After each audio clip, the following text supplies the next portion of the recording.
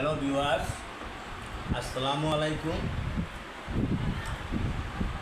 তো দিন দিন প্রতিদিনই গরম পড়তেছে, প্রচণ্ড গরম। গরমের উত্তাপে মানুষ চলাফেরাই করতে পারতেছে না। অনেকে হার্ট স্ট্রোক করে মারা যাচ্ছে, যে পরিমাণ গরম। আর বিশেষ করে যাদের গবাদি পশু পাখি আছে, ওগুলোও গরমের উত্তাপে কিছু কিছু পশু মারা যাচ্ছে। তো আপনারা, আমি যেটা বলতে চাইছিলাম, এই যে আমার হাতে বেল দেখতেছেন, এই বড় বেলটা আমি বাজার থেকে 60 টাকা করে কিনে আনছি, আর এই ছোটোগুলা নিচে 30 টাকা করে।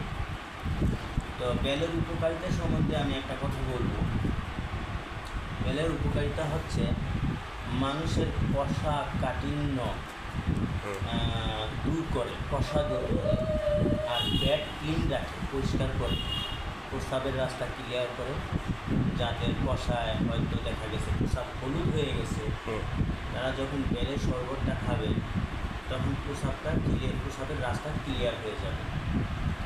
আর বিশেষ করে বেলটা যখন খাবেন, এই যে আমি বেলটা খাইতেছি, খুবই ভালো লাগতেছে।